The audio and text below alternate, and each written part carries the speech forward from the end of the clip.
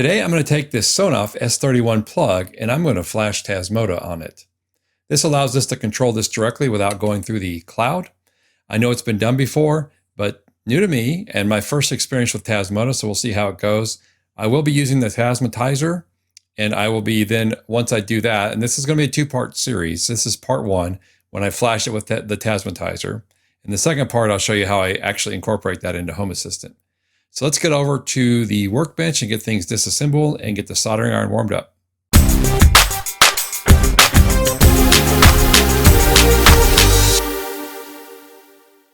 So this is the Sonoff S31 plug.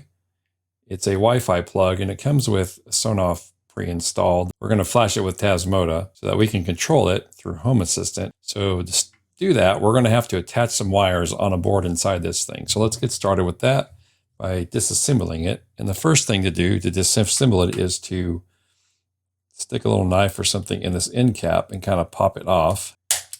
There you go. And that just comes right off the end, hopefully. And then on the top and bottom here, you have a couple of rails. So we're going to slide this rail off here to expose some screws. Slide those rails off. We're going to take a little screwdriver and we're going to remove the screws. So we have one on top here. Dump that out, get it out of the way, and then we have two on the bottom that we'll remove as well.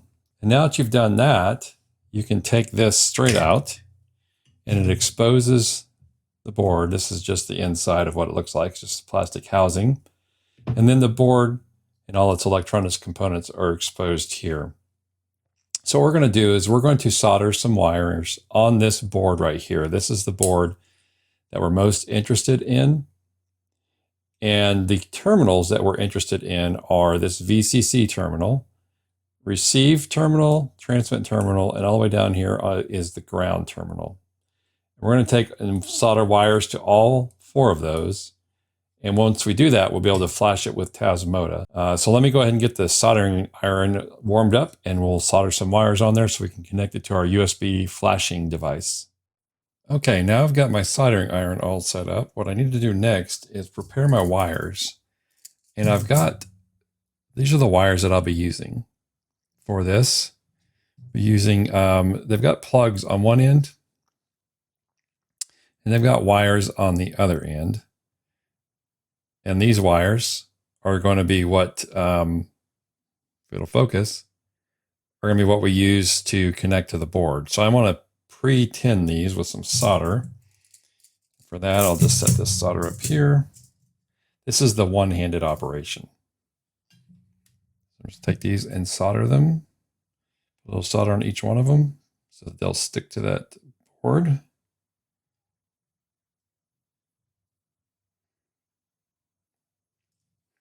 All right, so it's hard to see, but there's some solder on each one of those now. Okay.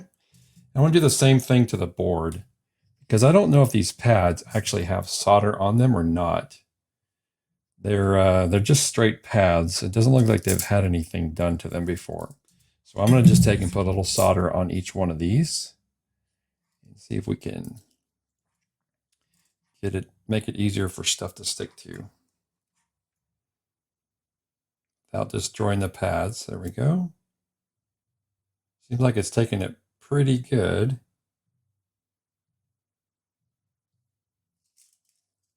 And then one more for the ground.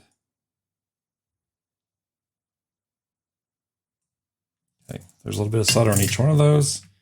So now I'll take my wires and do my best to stick this on here with the camera running.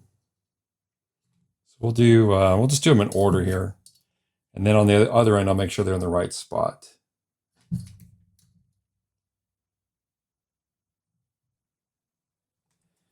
Okay, so we have four wires now connected to the board for the most part.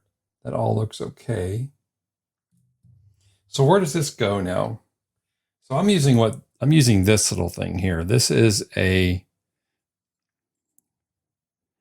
Moyina USB to serial adapter, and it has a neat little thing on here where you can switch the voltage from 5 volts to 3.3 volts. And what we want is we want the 3.3 volt version of this, or set to 3.3 volts.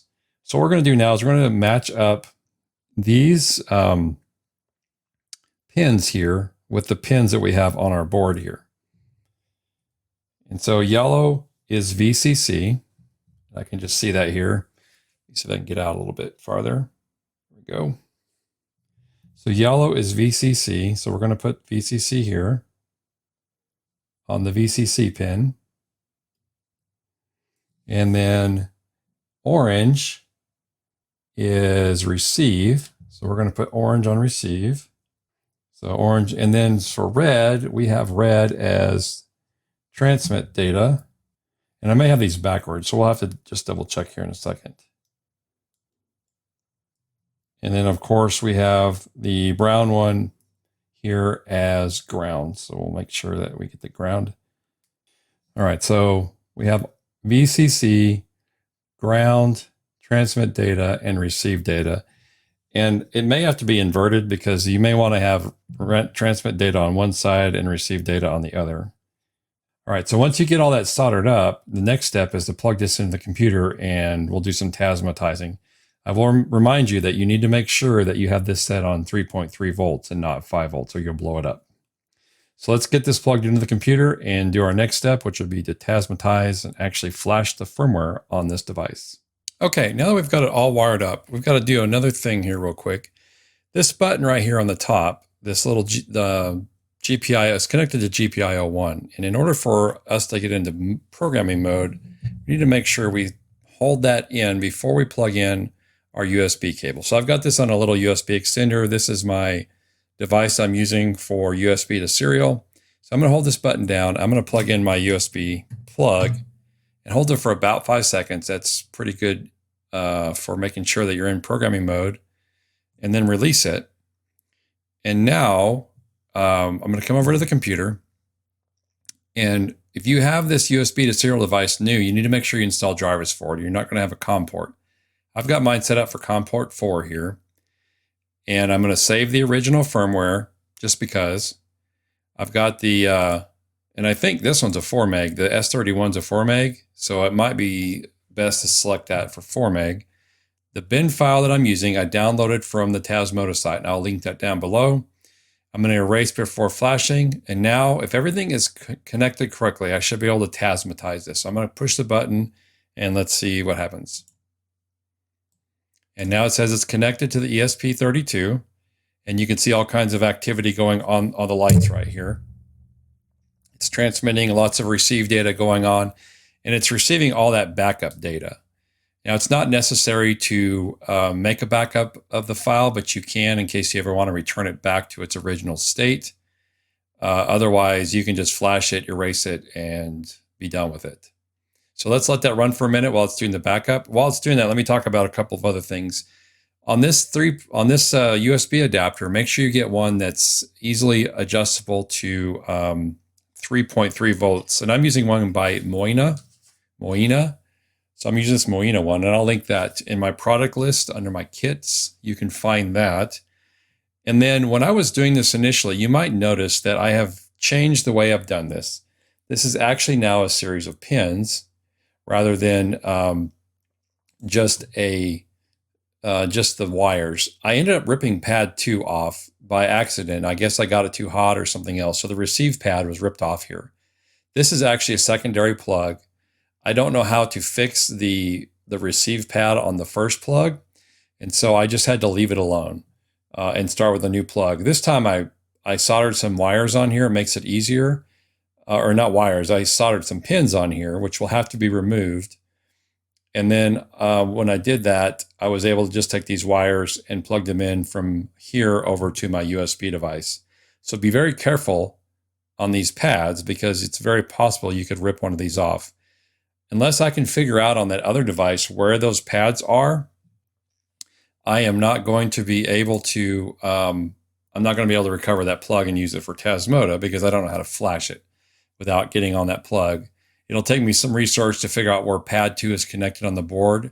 If it's accessible and I can solder directly to where pad 2 is going, then I will do that and I can Tasmotize that board. Otherwise, I'm just kind of out of luck with the board. I can use it as a Sonoff device in Wi-Fi mode, but not be able to flash it. But if you know of anything, down in the comments below, let me know if there's a way on that S31 plug to connect directly to where the receive pin was, the pad was connected, so I can flash that one. Because I really hate just wasting a plug for no reason at all. So if you know, let me know. All right, we're going to let this wait for a few minutes, and then we'll come back when it's finished, and we'll be able to continue with what we're going to do. Okay, so the backup completed, but for whatever reason, it closed out my Tasmotizer window and didn't actually flash anything that I'm aware of. So I'm going to do the flash this time without saving the original firmware, because it may have just thought that was all I wanted to do for some reason. So now I'm going to Tasmotize this, and it's now erasing, should be erasing this, and we're watching also the lights here. It's trying to connect to the board. Now, one of the things you may have to do is put the board, after you do a backup, back into programming mode. And for that, you need to unplug the USB, hold the GPIO pin down, and do it again. So it looks like that's going to be the case. So let me go ahead and abort here. And I'm going to unplug the USB device. I'm going to hold down this button here. And I'm going to plug it back in so it goes into programming mode. So wait about 5 seconds. I'm going to programming mode. Let go of the button, and then I'm going to try to flash it, this time without saving the original firmware. So now it's doing the work here. Okay, so it's now done. So now we need to power cycle the device. This means I'm going to pull the power off of it and plug it back in again. Okay, so now that it has finished flashing and I've restarted it, what I need to do next is I need to go to my device like my phone. I need to set the username and or the Wi-Fi settings on the Tasmota device so it can get onto my network. So for that, I'm going to go into my network settings on my phone, and I'm going to look for the Tasmota device. And you can see there it is at the top. I'm going to select that, let it go through its checking network business. All right, it's connected without internet. So I'm going to go into, if it doesn't open a browser for you automatically, you need to open a browser window and put in 168.4.1 for the IP address. And it finds some of your already existing networks. So I'll select that. And then I'll put in my Wi-Fi password and save it. And now it's trying to connect to the network. So for that, that's all you need to do. Now we can come over to the router and we can look and see if it shows up in here, and I'll sort by uptime. And this is what we're interested in, the IP address. So I'm going to go to the IP address in a browser and just make sure that everything looks good. And we can see now that it has been flashed with Tasmota. This is actually coming from the plug as a web browser or web browser screen. And I want to do one final thing before I wrap up this video. That's to click on configure module, and then I want to choose the module type. You can see all these different modules you have in here. I want the module type Sonoff S31. So let's find it in here. I'm going to choose that one. I'm going to save it, and it will restart. And now that you've done this, the next step is to get it into Home Assistant. And that's going to be for the next video. I will take this all apart, remove the pins, desolder the pins from the board, and I will put it all back together. And then when I plug it in the wall on that page, we should be able to toggle the actual main plug relay on and off. I don't recommend doing that when you're running it on the 3-volt USB device, because that could damage the USB device or something else. So don't play with the toggle button, and I'll show you what I'm talking about here. Don't toggle this while you're on the 3.3 volt. And here's all the information you're getting from the device. You can see it's a Sonoff S31. It does have power measurements on it and other things. So again, we'll take care of this in the next video. We'll go through configuring it so it can talk to Home Assistant, and that we can actually use it in our automations and our day-to-day things within the Home Assistant environment. So make sure you're subscribed, because remember, this is part 1 of the video. I wanted to go through all the steps of getting Tasmota on the device. And then in part 2, we'll actually go into the Home Assistant part of it. And if you do have any suggestions for the pin 2 thing where I can connect to that, make sure you put those in the comments. Any other questions or comments, make sure they're down below as well. And I'll kind of head this off before we get started on those questions. I know that there's an ESP Home version of the add-on where you can flash this through ESP Home. You can do pretty much any ESP board with the ESP Home device or add-on in Home Assistant.